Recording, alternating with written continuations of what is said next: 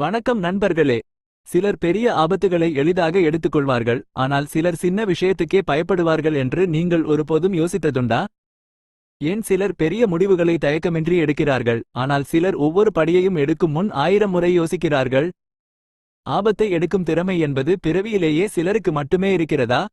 அல்லது அதை படிக்கலாமா? ஆபத்து என்பது அபாயம் அல்லது உறுதியாகாத நிலை என்று பொருள். இது நம் வாழ்க்கையின் ஒரு பகுதி, அதை நாம் விரும்பினாலும் இல்லையென்றாலும் சந்திக்க வேண்டியதுதான். ஆனால் கேள்வி என்னவென்றால், சரியான ஆபத்தை எடுக்கும் வழி எது? அது அதிர்ஷ்டத்தையும் சோதனையையும் மட்டும் சார்ந்ததா? அல்லது அதற்கு பின்னால் அறிவியல் தர்க்கமா இருக்கிறதா? நாம் இந்த ஆபத்தை எடுக்கும் கலையை கற்றுக்கொண்டால் வாழ்க்கையின் மிகப்பெரிய முடிவுகளையும் பயமின்றி எடுக்க முடியுமா? இன்று தி ஆர்ட் ஆஃப் ரிஸ்க் என்கிற புத்தகத்தை பற்றி பேசப் போகிறோம். இது சாதாரண புத்தகம் அல்ல, ஒரு மனப்பாங்கு. பயத்தை கட்டுப்படுத்தி கணக்கிட்டு ஆபத்தை எடுக்கும் திறனை கற்பிக்கிறது.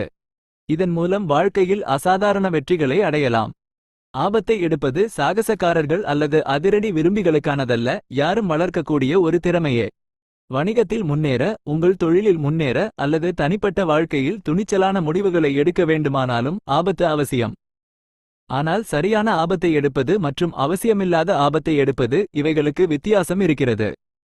இந்த புத்தகம் நம் மூளைக்குள் எந்த அமைப்பு ஆபத்தை ஏற்கவோ அல்லது பயந்து பின்வாங்கவோ செய்ய வைக்கிறது என்பதை விளக்குகிறது. நம் மூளையை சரியான நேரத்தில் சரியான ஆபத்தை எடுக்க பயிற்சி செய்ய முடியுமா? நம் பழைய அனுபவங்கள், நம் சிந்தனைகள், நம் குணநலன்கள், இவையெல்லாம் நம்மை ஆபத்தை எடுப்பவராக ஆக்குகிறதா? இந்த புத்தகத்தின் மிகப்பெரிய பாடம் என்னவென்றால், பயம் தான் ஆபத்தை எடுக்கும் பாதையில் மிகப்பெரிய தடையாக உள்ளது. ஆனால் வெற்றிகரமாக ஆபத்தை எடுப்பவர்கள் என்பவர்கள் ஒருபோதும் பயமற்றவர்கள் அல்ல. அவர்கள் பயத்தை கையாள கற்றுக்கொண்டவர்கள். ஆபத்தை எடுப்பது சிதறலாக அல்லது யோசனை இல்லாமல் செயல்படுவது அல்ல.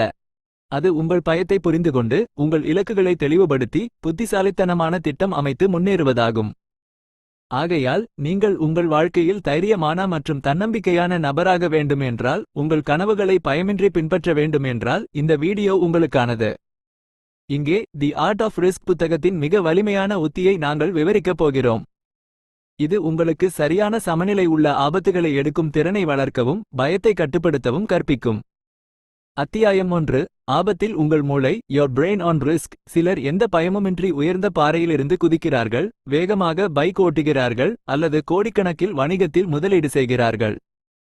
ஆனால் சிலர் சின்ன ஆபத்திற்கே பயந்து பின்வாங்குகிறார்கள் என்று நீங்கள் நினைத்ததுண்டா? இது குணநலனுக்கு மட்டும் சம்பந்தமா? இல்லை, இதற்கு பின்னால் ஒரு அறிவியல் காரணமாயிருக்கிறதா? இந்த அத்தியாயம் ஒரு அதிர்ச்சிகரமான உண்மையை வெளிப்படுத்துகிறது. ஆபத்தை எடுப்பது அதிர்ஷ்டத்தையும் சோதனையையும் மட்டுமே சார்ந்தது அல்ல. அது நம் மூளைக்குள் ஆழமாக பதிந்திருக்கும் உயிரியல் செயல்முறை. நாம் ஒரு ஆபத்தான நிலையை சந்திக்கும்போது நம் மூளை வேகமாக கணக்கிடத் தொடங்குகிறது. இந்த ஆபத்து பாதுகாப்பானதா? இதன் விளைவு நல்லதா? தோல்வியை சமாளிக்க முடியுமா? இந்த கணக்கீட்டின் அடிப்படையில் நம் உடல் பதிலளிக்கிறது. ஆனால் சுவாரஸ்யமான விஷயம் என்னவென்றால், எல்லாரின் மூளையும் ஆபத்தை ஒரே மாதிரி செயல்படுத்துவதில்லை. சிலர் இயற்கையாகவே அதிக ஆபத்தை எடுக்கிறார்கள், மற்றவர்கள் எச்சரிக்கையுடன் நடக்கிறார்கள். ஏன் இப்படி? அதற்கான பதில் நம் மூளைக்குள்ளே தான் இருக்கிறது. நாம் ஒரு ஆபத்தை சந்திக்கும்போது நம் மூளை 3 முக்கியமான அமைப்புகளை அடிப்படையாக வைத்து முடிவெடுக்கிறது. Amygdala, prefrontal cortex, dopamine system. Amygdala இது பெரிய ஆபத்தை உணரும்போது எச்சரிக்கை சிக்னல் அனுப்புகிறது, நிறுத்து, இது அபாயகரமானது. உதாரணம், ஒருவர் உயரத்தில் நின்று கீழே பார்ப்பது அல்லது ஒருவர் புதிய வணிகத்தை தொடங்குவதற்கு முன் பயப்படுவது, இவை அனைத்தும் அமிக்டலா வின் வேலை. ப்ரீஃப்ரண்டல் கார்டெக்ஸ் இது ஆபத்தை தர்க்கரீதியாக ஆய்வு செய்கிறது. முந்தைய அனுபவங்களை, இலக்குகளை, கிடைக்கக்கூடிய நன்மைகளை ஒப்பிட்டு பார்க்கிறது. ஆபத்தை எடுக்கலாம் என்று அது நினைத்தால் பச்சை விளக்கு காட்டுகிறது. டாபமைன் சிஸ்டம் இது நல்ல உணர்வு கெமிக்கல் என்று அழைக்கப்படுகிறது. நாம் ஆபத்தை எடுத்து வெற்றி பெற்றால் டாபமைன் மிக வலுவான பரிசு சிக்னல் அனுப்புகிறது, சூப்பர், இது ரொம்ப நன்றாக இருந்தது, மீண்டும் முயற்சி செய். ஆனால் இதே டாபமைன் தான் சில சமயம் தவறான முடிவுகளையும் உண்டாக்குகிறது. உதாரணமாக, சூதாட்டம், வேக பந்தயம் அல்லது தேவையற்ற ஆபத்தான முடிவுகள். சிலர் இயற்கையாகவே டாபமைனுக்கு அதிக உணர்திறன் கொண்டவர்கள்.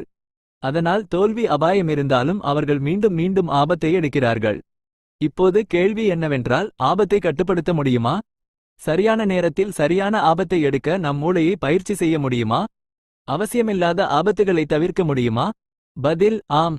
இந்த 3 மூளை அமைப்புகளையும் நன்றாக புரிந்துகொண்டு பயத்தை நிர்வகிக்கலாம், தர்க்க சிந்தனையை மேம்படுத்தலாம், டாபமீன் ஐ சரியாக கட்டுப்படுத்தலாம்.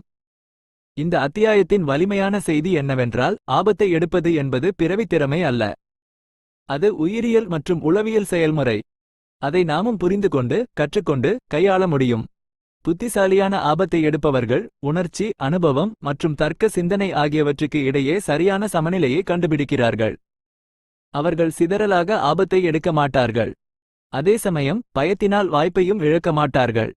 அத்தியாயம் 2. பயமின்மை என்ற மாயை, தி மித் ஆஃப் ஃபியர்லெஸ்னஸ். நீங்கள் ஒருபோதும் பார்த்ததுண்டா? சிலர் உயரமான இடங்களில் இருந்து குதிக்கிறார்கள், வேகமாக பைக் ஓட்டுகிறார்கள், அல்லது கோடிக்கணக்கில் புதிய வணிகத்தில் முதலீடு செய்கிறார்கள், எந்த தயக்கமும் இல்லாமல்.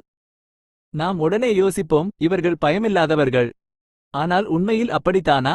பயம் இல்லாத நிலை, ஃபியர்லெஸ்னஸ், உண்மையிலேயே இருக்கிறதா? இந்த அத்தியாயம் அந்த பெரிய மாயையை உடைக்கிறது. எல்லாருக்கும் பயம் இருக்கும், அவர்கள் எவ்வளவு தைரியமாக தோன்றினாலும். வேறுபாடு என்னவென்றால், சிலர் தங்கள் பயத்தை நன்றாக நிர்வகிக்க கற்றுக்கொண்டவர்கள், மற்றவர்கள் பயத்திற்கு கீழ்ப்படிந்து வருகிறார்கள். நாம் ஆபத்தான சூழ்நிலையை சந்திக்கும்போது நம் மூளை உடனே அலர்ட் மோட்க்கு மாறுகிறது. நமக்கு பதட்டம் வரும், இதய துடிப்பு அதிகரிக்கும், கைகள் வியர்க்கும், மூளை எச்சரிக்கை கொடுக்கும், நிறுத்து. இது அபாயமாக இருக்கலாம். இது தான் நம் அமிக்டலா நம்மை சர்வைவல் மோட்க்கு கொண்டு செல்கிறது. இந்த அமைப்பு கோடிக்கணக்கான ஆண்டுகளாக நமக்குள் இருக்கிறது. முன்பு காட்டில் விலங்குகளிடமிருந்து காப்பாற்றியது.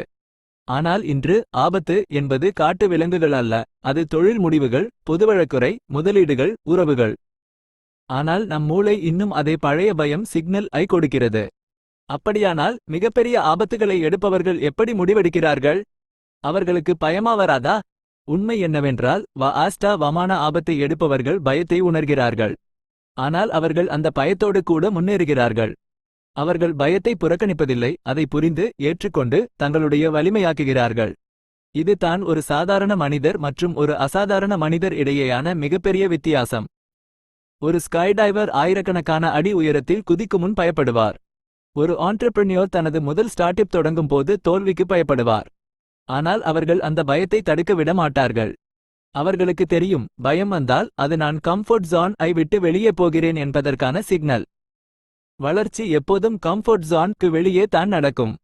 பயத்தை முழுமையாக புரிந்துகொண்டால் அதை நமக்கு சாதகமாக பயன்படுத்தலாம். பயம் நம்மை அதிக எச்சரிக்கையுடன் இருக்க வைக்கும், நம்மை சிந்திக்க வைக்கும், இன்னும் நன்றாக தயாராக வைக்கும். சரியான அளவு பயம் நம் செயல்திறனை மேம்படுத்தும். ஆனால் பயம் அதிகரித்துவிட்டால் அது நம்மை முடக்கிவிடும், முடிவெடுக்க விடாமல் வாழ்க்கையை ஒரு சிறிய பெட்டிக்குள் பூட்டிவிடும். அதனால் மிக முக்கியமானது பயத்தை ஒடுக்குவது அல்ல, பயத்தை கையாள கற்றுக்கொள்வது. பயத்தை எப்படி தூரப்படுத்துவது என்று நினைப்பதற்கு பதிலாக பயத்தோடு எப்படி முன்னேறுவது என்று யோசிக்க வேண்டும். மிகப்பெரிய தலைவர்கள், விளையாட்டு வீரர்கள், கலைஞர்கள் இவர்கள் பயத்திலிருந்து ஓடுவதில்லை. அவர்கள் அதை தங்களுடைய நண்பனாக மாற்றுகிறார்கள். அதனால் அடுத்த முறை ஒரு ஆபத்தான முடிவை எடுக்கும் முன் உங்களுக்கு பதட்டம் வந்தால் அதை பலவீனமாக நினைக்க வேண்டாம். அது உங்கள் எல்லைகளை மீறுகிறீர்கள் என்பதற்கான சிக்னல். பயம் உணர்வது இயல்பு. ஆனால் பயத்தினால் ஒரு வாய்ப்பை இழப்பது தான் மிகப்பெரிய தவறு. ஃபியர்லெஸ்னஸ் என்பது ஒரு மாயை. ஃபியர் மேனேஜ்மெண்ட் தான் ஒரு கலை. அந்த கலையை நீங்கள் கற்றுக்கொண்டால் எந்த பயமும் உங்களை உங்கள் கனவு வாழ்க்கையை அடைய தடுக்க முடியாது. அத்தியாயம் 3. ஆபத்து ஏணி, தி ரிஸ்க் லேடர். ஒரே சூழ்நிலையில் சிலர் தைரியமாக முன்னேறுகிறார்கள், ஆனால் சிலர் பயந்து பின்வாங்குகிறார்கள் என்று பார்த்ததுண்டா? உதாரணம், 2 நண்பர்கள் உயர்ந்த பாறையின் மீது நிற்கிறார்கள். ஒருவர் உடனே குதிக்கிறார், மற்றவர் பயந்து பின்வாங்குகிறார். அதேபோல 2 தொழில்முனைவோர் ஒரே பிரச்சனையை சந்திக்கிறார்கள். ஒருவர் கவலையடைகிறார், மற்றவர் அமைதியாக சமாளிக்கிறார். ஏன் இப்படி? ஒவ்வொருவரின் ஆபத்தை எடுக்கும் நிலை, ரிஸ்க் டேக்கிங் லெவல் வித்தியாசமானது. அது ஒரு நிலையான குணம் அல்ல. மாறாக ஆபத்தை எடுப்பது ஒரு ஏணி, லேடர் மாதிரி செயல்படுகிறது. நாம் ஒரு ஆபத்தை எடுத்து வெற்றி பெற்றால் நம் மூளை அடுத்த பெரிய ஆபத்திற்கு தயாராகிறது. ஆனால் தொடர்ந்து ஆபத்தை தவிர்த்துவிட்டால் நம் தன்னம்பிக்கை குறையும். சின்ன முடிவுகளுக்கே நம்மால் பயப்பட தொடங்கிவிடுவோம். ஒரு குழந்தை சைக்கிள் ஓட்ட கற்றுக்கொள்வதை நினைத்து பாருங்கள். முதலில் தடுமாறி விழும். ஆனால் மெதுவாக சமநிலை கற்றுக்கொள்கிறது. பிறகு வேகமாக ஓடத் தொடங்குகிறது. சிறிது காலத்தில் நம்பிக்கையுடன் முழு தெருவையும் ஓடுகிறது. இது தான் ரிஸ்க் லேடர். சின்ன ஆபத்துகள் பெரிய ஆபத்துகளை எடுக்கும் திறனை வளர்க்கின்றன. ஒரு குழந்தை முதல் விழுவதிலேயே கைவிட்டுவிட்டால் அது சைக்கிள் கற்றுக்கொள்ளாது. இதையே வாழ்க்கையிலும் பயன்படுத்தி பாருங்கள். நீங்கள் பொதுவாழக்குரை பப்ளிக் ஸ்பீக்கிங் செய்ய பயப்படுகிறீர்கள் என்று வைத்துக் கொள்ளுங்கள். ஒரே நாளில் ஆயிரக்கணக்கான மக்களின் முன் தைரியமாக பேசுவேன் என்று எதிர்பார்க்க முடியாது. ஆனால் முதலில் நண்பர்களின் முன்னால் பேசுங்கள். பிறகு ஒரு சிறிய குழுவின் முன்னால். பிறகு பெரிய கூட்டங்களில். மெல்ல மெல்ல உங்கள் தன்னம்பிக்கை உயரும். பயம் குறைந்துவிடும். மிகப்பெரிய ஆபத்தை எடுப்பவர்கள் இந்த ஏணியை ஒரு படியாக ஏறுகிறார்கள். ஒரே இரவில் யாரும் எக்ஸ்ட்ரீம் ரிஸ்க் டேக்கர் ஆக மாற மாட்டார்கள்.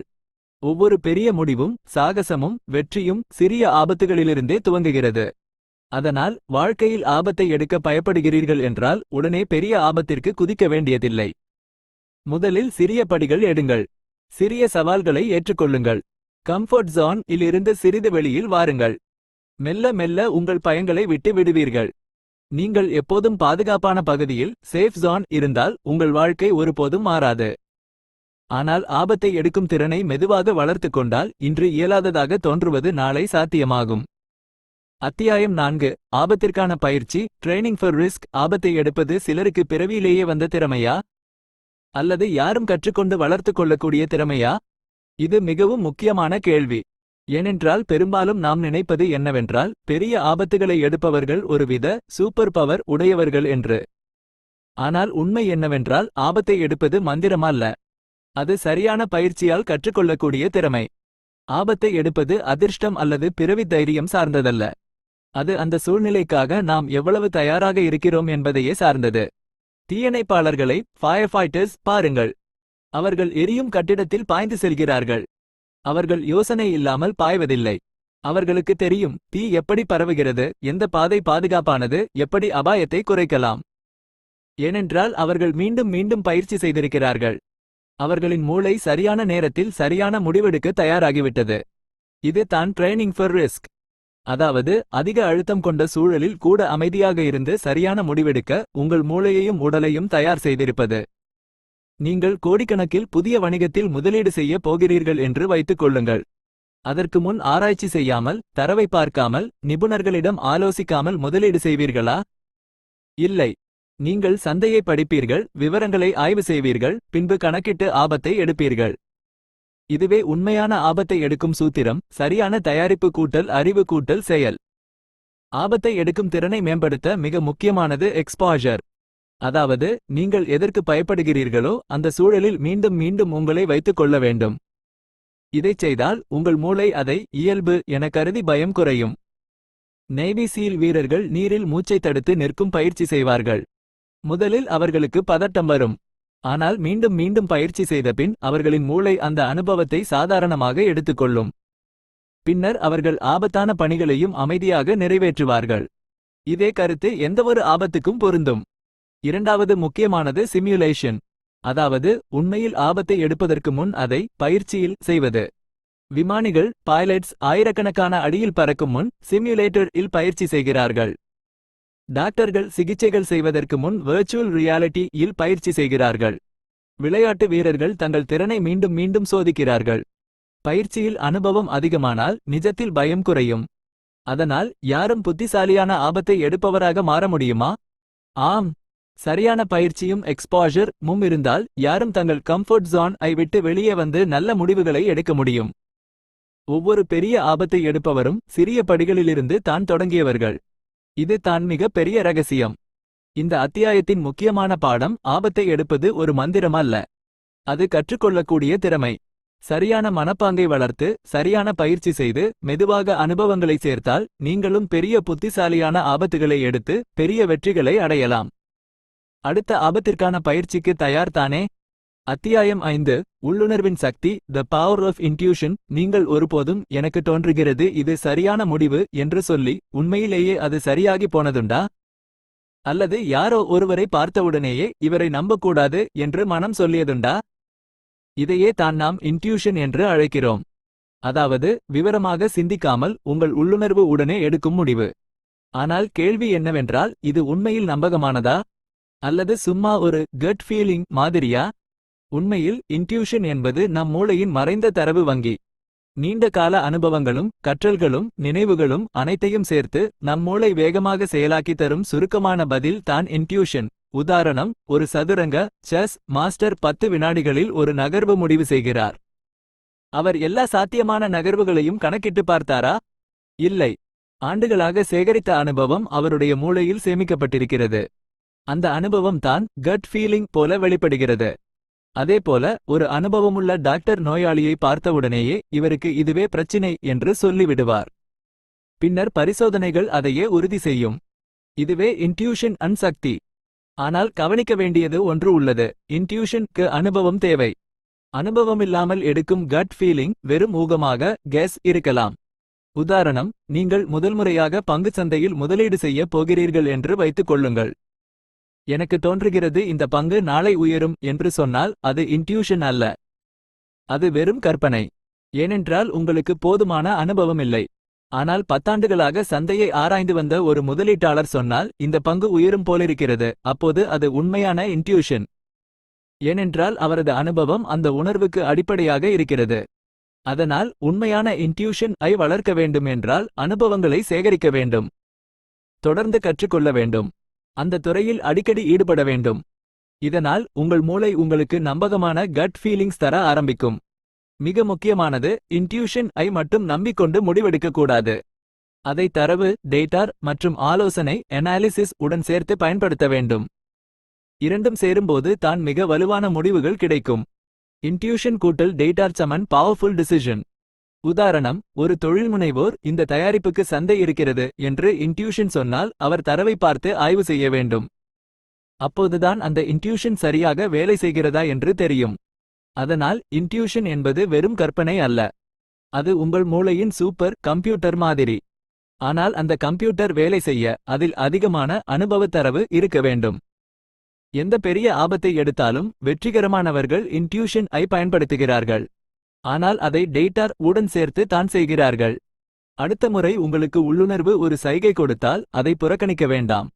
ஆனால் அதை சோதித்து உறுதி செய்ய மறக்காதீர்கள். அத்தியாயம் 6, கட்டுப்பாட்டின் மாயை, தி illusion ஆஃப் கண்ட்ரோல். நம்மில் பெரும்பாலானவர்கள் ஒரு தவறான நம்பிக்கையுடன் வாழ்கிறோம், எல்லாம் என் கட்டுப்பாட்டில் இருக்கிறது. ஆனால் உண்மையில் வாழ்க்கையில் பல விஷயங்கள் நம் கட்டுப்பாட்டிற்கு அப்பாற்பட்டவை. வானிலை, பொருளாதாரம், மற்றவர்களின் செயல்கள், விபத்துகள் எதையும் நாம் முழுமையாக கட்டுப்படுத்த முடியாது. உதாரணம், ஒரு வணிகர் என் திட்டம் சரியானது, எனவே கண்டிப்பாக வெற்றி பெறுவேன் என்று நம்புகிறார். ஆனால் சந்தை மாறிவிட்டால் அல்லது எதிர்பாராத போட்டி வந்தால் அவரின் கட்டுப்பாட்டுக்கு வெளியான காரியங்கள் அவரது திட்டத்தை பாதிக்கலாம். இதுவே illusion ஆஃப் கண்ட்ரோல், அதாவது நம்மால் எல்லாவற்றையும் ஆள முடியும் என்ற தவறான எண்ணம். மனித மூளை இயற்கையாகவே கண்ட்ரோல் உணர்வை விரும்புகிறது. ஏனெனில் அது நமக்கு பாதுகாப்பு உணர்ச்சியை தருகிறது. அதனால் தான் நாம் சில சமயம் சின்ன விஷயங்களுக்கு கூட பெரிய முக்கியத்துவம் கொடுப்போம். உதாரணம், மக்கள் லாட்டரி டிக்கெட்டை தாங்களே தேர்ந்தெடுப்பார்கள். நான் தேர்ந்தெடுத்தேன், அதனால் வெற்றியடைய வாய்ப்பு அதிகம் என்று நம்புவார்கள். ஆனால் உண்மையில் வாய்ப்பு ஒன்றே. சிலர் காரை ஓட்டும்போது நான் ஓட்டுகிறேன், அதனால் பாதுகாப்பாக இருக்கிறேன் என்று நினைப்பார்கள். ஆனால் விபத்துகள் எப்போது வேண்டுமானாலும் நடக்கலாம். இந்த மாயை illusion பிரச்சனையை ஏற்படுத்துவது எப்படி? ஏனெனில் நாம் கட்டுப்படுத்த முடியாத விஷயங்களிலும் நேரமும் ஆற்றலும் செலவிடத் தொடங்குகிறோம். முடிவில் உண்மையில் நம்மால் செய்யக்கூடிய விஷயங்களை புறக்கணித்து விடுகிறோம். மிகச்சிறந்த முடிவெடுப்பவர்கள் ஒரு முக்கிய விஷயத்தை புரிந்து கொண்டவர்கள். என்னால் கட்டுப்படுத்தக்கூடியது என்ன, என்னால் கட்டுப்படுத்த முடியாதது என்ன? ஒரு பண்டைய ஸ்டோயிக் தத்துவஞானியின் ஸ்டோயிக் பிலாசபர் போதனை, நமக்கு சொந்தமானவை நமது சிந்தனைகள், செயல்கள், பழக்கங்கள். நமக்கு சொந்தமல்லாதவை பிறர் செயல்கள், இயற்கை, விதி. இதை புரிந்து கொண்டால் நாம் தவறான இடத்தில் ஆற்றலை வீணாக்க மாட்டோம். உதாரணம், நீங்கள் ஒரு தேர்வுக்கு படிக்கிறீர்கள். நீங்கள் கட்டுப்படுத்தக்கூடியது உங்கள் படிப்பு, உங்கள் தயாரிப்பு. ஆனால் கேள்வி எப்படி வரும் என்பது உங்கள் கட்டுப்பாட்டில் இல்லை. எனவே படிப்பில் முழு கவனம் செலுத்துங்கள், முடிவில் மனமைதியுடன் இருங்கள். வணிகத்தில் நீங்கள் கட்டுப்படுத்தக்கூடியது உங்களின் தயாரிப்பு தரம், வாடிக்கையாளர் சேவை, உழைப்பு. ஆனால் சந்தை மாற்றங்கள், போட்டியாளர்கள், அரசியல் இவை உங்கள் கட்டுப்பாட்டில் இல்லை. அவற்றை பற்றி கவலைப்படுவதற்கு பதிலாக நீங்கள் செய்யக்கூடியவற்றில் கவனம் செலுத்துங்கள். illusion ஆஃப் கண்ட்ரோல் ஐ உடைத்தால் 2 பெரிய நன்மைகள் கிடைக்கும். மனமைதி, கட்டுப்பாட்டுக்கு அப்பாற்பட்ட விஷயங்களில் கவலைப்படாமல் இருப்பீர்கள். சக்தி, உங்கள் ஆற்றலை உண்மையில் பயனுள்ள இடங்களில் செலுத்துவீர்கள். நாம் எல்லாவற்றையும் கட்டுப்படுத்த முடியாது. ஆனால் நாம் எப்படி பதிலளிக்கிறோம் என்பதை எப்போதும் கட்டுப்படுத்த முடியும். இதுவே உண்மையான சக்தி. அத்தியாயம் 7 குறுக்கு வழிகளின் கவர்ச்சி, தி செடிக்ஷன் ஆஃப் ஷார்ட்கட்ஸ். நீங்கள் கவனித்திருக்கிறீர்களா? பலரும் வெற்றி பெற விரும்புகிறார்கள், ஆனால் அதை அடைய ஷார்ட்கட்ஸ், குறுக்கு வழிகள் தேடுகிறார்கள். ஒரு இரவில் பணக்காரராகும் ரகசியம்: 30 நாட்களில் முழு வாழ்க்கையை மாற்றுங்கள், சுலபமாக எடை குறையுங்கள், எந்த முயற்சியும் தேவையில்லை. இப்படிப்பட்ட வாசகங்கள் எங்கே பார்த்தாலும் கிடைக்கும். ஏனெனில் மனித மூளை இயற்கையாகவே எளிதான பாதையை விரும்புகிறது. ஆனால் உண்மை என்ன? ஷார்ட்கட் சமன் டிராப் கண்ணி. உதாரணம்: ஒருவர் உடற்பயிற்சி செய்யாமல் மந்திர மாத்திரை கொண்டு எடை குறைக்க முயற்சிக்கிறார். சில நாட்களுக்கு வேலை செய்யலாம், ஆனால் பக்கவிளைவுகள் வரும். நீண்ட காலத்தில் பிரச்சினை அதிகரிக்கும். ஒருவர் வணிகத்தில் வேகமாக லாபம் கிடைக்கிறது என்றால் உடனே முதலீடு செய்கிறார். ஆனால் சந்தை விழுந்துவிட்டால் முழுமையாக இழந்துவிடுவார். உண்மையான வெற்றி என்ன சொல்லுகிறது? மெதுவாக, நிலையாக, தொடர்ந்து முயற்சி செய்வது தான் நீண்ட கால வெற்றியை தரும். கிரேக்கத்தில் ஒரு பழைய கதை உண்டு: ஆமை மற்றும் முயல். முயல் வேகமாக ஓடுகிறது, ஷார்ட்கட் எடுத்துக் கொள்ளுகிறது. ஆமை மெதுவாக போகிறது, ஆனால் நிற்காமல் தொடர்ந்து செல்கிறது. இறுதியில் ஆமை வெற்றி பெறுகிறது. இது ஒரு சின்ன கதை என்றாலும் வாழ்க்கையின் பெரிய உண்மையை சொல்லுகிறது. ஷார்ட்கட்ஸ் எதற்காக ஆபத்தானது? அவை உண்மையான திறனை வளர்க்க விடாமல் தடுக்கின்றன. உழைப்பில்லாமல் வந்த வெற்றி நீண்ட நாள் நிலைக்காது. அவை பொய் நம்பிக்கையை உருவாக்குகின்றன. எல்லாம் சுலபம் என்று நினைத்து விடுவோம். அவை மோசடிக்கு ஆளாக்குகின்றன. பலர் இதை பயன்படுத்தி ஈஸி சக்சஸ் என்று விற்று மற்றவர்களை ஏமாற்றுகிறார்கள். அதற்கு பதிலாக நாம் என்ன செய்ய வேண்டும்? சிறிய படிகள் எடுங்கள். தொடர்ந்து உழைக்கவும். நீண்ட காலத்தை நினைத்து செயல்படவும். நினைவில் கொள்ளுங்கள், வாழ்க்கையில் ஷார்ட்கட் இல்லை. அடித்தளமில்லாமல் கட்டப்படும் வீடு எப்போதும் இடிந்து போகும். ஆனால் வலுவான அடித்தளம் கொண்ட வீடு புயலுக்கும் மழைக்கும் நின்றுவிடும். இந்த அத்தியாயத்தின் பெரிய பாடம்: ஷார்ட்கட்ஸ் ஐ மறுக்குங்கள். நேர்மையான உழைப்பு மற்றும் பொறுமை தான் உண்மையான ஷார்ட்கட் டு சக்சஸ். அத்தியாயம் 8 குழு தாக்கத்தின் ஆபத்து, தி டேஞ்சர்ஸ் ஆஃப் குரூப் இன்ஃப்ளூயன்ஸ். நீங்கள் கவனித்திருக்கிறீர்களா? ஒரு குழுவில் இருக்கும்போது மக்கள் தனியாக இருக்கும்போது செய்வதில்லாத விஷயங்களை செய்வார்கள். உதாரணம்: ஒரு போராட்டத்தில் ஒருவர் கல்லை எறிந்தால் உடனே பலரும் அதையே பின்பற்றுவார்கள். ஒரு நண்பர்கள் குழுவில் ஒருவர் தவறான பழக்கத்தில் ஈடுபட்டால் மற்றவர்களும் அவர் செய்கிறார், நானும் செய்யலாம் என்று நினைக்கிறார்கள். இதேதான் குரூப் இன்ஃப்ளூயன்ஸ், அதாவது குழுவின் தாக்கம். ஏன் இது நடக்கிறது? மனிதர்கள் இயற்கையாகவே சேர்ந்து வாழும் உயிரினங்கள். நாம் குழுவின் ஒரு பாகம் என்ற உணர்வை விரும்புகிறோம். ஆனால் அதே உணர்வு பல நேரங்களில் நம்மை தவறான முடிவுகளுக்கு இட்டுச் செல்கிறது. நம்மிடம் இருக்கும் எண்ணம்: எல்லோரும் இதை செய்கிறார்கள், அதனால் சரியாக இருக்கும். ஆனால் உண்மை என்னவென்றால் எல்லோரும் செய்வது எப்போதும் சரி என்றல்ல. மனவியல் வல்லுநர்கள் இதை கன்ஃபார்மிட்டி எஃபெக்ட் என்று சொல்கிறார்கள். அதாவது குழுவில் இருக்கும்போது நாம் சிந்திக்காமல் பிறரை பின்பற்றுவோம். உதாரணம்: பங்குச்சந்தை, ஸ்டாக் மார்க்கெட்.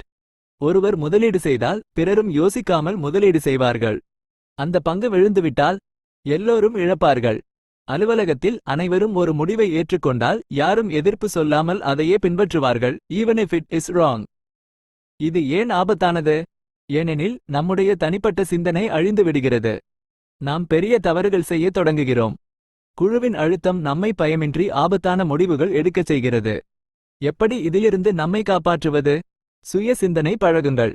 எல்லோரும் செய்கிறார்கள் என்பதற்காக செய்கிறீர்களா, அல்லது உண்மையில் அது சரியா என்று யோசிக்கவும். துணிச்சலாக கேள்வி கேட்கவும். குழு முடிவுகளை சவாலாக கேள்வி கேட்க அஞ்சாதீர்கள். சிறிய இடைவெளி எடுத்துக்கொள்ளவும். உடனடியாக பின்பற்றாமல் தனியாக யோசிக்கவும். இந்த அத்தியாயத்தின் பெரிய பாடம்: குழுவின் தாக்கம் பலமாக இருக்கும். ஆனால் உண்மையான அறிவாளி தனியாக சிந்திக்க கற்றுக்கொள்வார். அத்தியாயம் 9 பொறுமையின் சக்தி, தி பவர் ஆஃப் பேஷன்ஸ். நாம் வாழும் உலகம் வேகத்தின் உலகம். உடனடி செய்தி, உடனடி உணவு, உடனடி வெற்றி. எல்லாவற்றையும் இப்போதே வேண்டும் என்று நாம் விரும்புகிறோம். ஆனால் உண்மையில் வாழ்க்கையின் மிகப்பெரிய வெற்றிகள் பொறுமை, பேஷன்ஸ் மூலம் மட்டுமே கிடைக்கும். நினைவில் கொள்ளுங்கள், ஒரு மரம் நட்டுவிட்ட உடனே பழம் தராது. அது வளர நேரம் எடுக்க வேண்டும். அதைப் போலவே நமது கனவுகள், இலக்குகள், உறவுகள் எல்லாம் பொறுமையுடன் வளர்க்கப்பட வேண்டும். உதாரணம்: ஒரு முதலீட்டாளர் இன்வெஸ்டர் பங்குகளை வாங்கி உடனே லாபம் எதிர்பார்த்தால் விரக்தியடைந்து விற்றுவிடுவார். ஆனால் பொறுமையாக இருந்தால் ஆண்டுகள் கழித்து மிகப்பெரிய லாபம் கிடைக்கும். ஒரு மாணவர் தினமும் சிறிது சிறிதாக படிக்கிறார். ஒரு நாளில் பெரிய மாற்றம் தெரியாது. ஆனால் வருடங்கள் கழித்து அவர் மிகப்பெரிய நிபுணராக மாறுவார். ஏன் பொறுமை வெற்றியின் சக்தி? தெளிவு தருகிறது, அவசரம் முடிவுகளை மங்கச் செய்கிறது. பொறுமை சரியான நேரம் வரை காத்திருக்கச் செய்கிறது. வலிமை தருகிறது, சிரமங்களில் உடனே கைவிடாமல் இருக்க உதவுகிறது. வாழ்க்கையை ஆழமாக அனுபவிக்க வைக்கிறது, விரைந்து செல்லாமல் பயணத்தை ரசிக்க உதவுகிறது. ஆனால் பொறுமை என்றால் சும்மா காத்திருப்பது அல்ல. செயலில் இருக்கும் காத்திருப்பு, ஆக்டிவ் வெயிட்டிங், தான் உண்மையான பொறுமை. உதாரணம், விவசாயி விதை போடுகிறார். பின்னர் சும்மா காத்திருக்காமல் தண்ணீர் ஊற்றுகிறார், மண் பராமரிக்கிறார், பூச்சிகளிலிருந்து காப்பாற்றுகிறார். இது தான் செயல்முறை பொறுமை. நாம் பொறுமையை வளர்க்க எப்படி? சிறிய இலக்குகளை அமைக்கவும். சிறு வெற்றிகள் நமக்கு தன்னம்பிக்கை தரும். மனம் ஒன்றிணைப்பு, மைண்ட்ஃபுல்னஸ் பழகவும். தற்போதைய தருணத்தில் வாழ கற்றுக்கொள்ளுங்கள். நீண்டகால சிந்தனை கொண்டு செயல்படுங்கள். இன்றைய தியாகம் நாளைய வெற்றியை தரும் என்பதை நினைவில் கொள்ளுங்கள். இந்த அத்தியாயத்தின் பெரிய பாடம், வெற்றியின் ரகசியம் வேகத்தில் இல்லை, பொறுமையிலும் தொடர்ச்சியிலும் இருக்கிறது.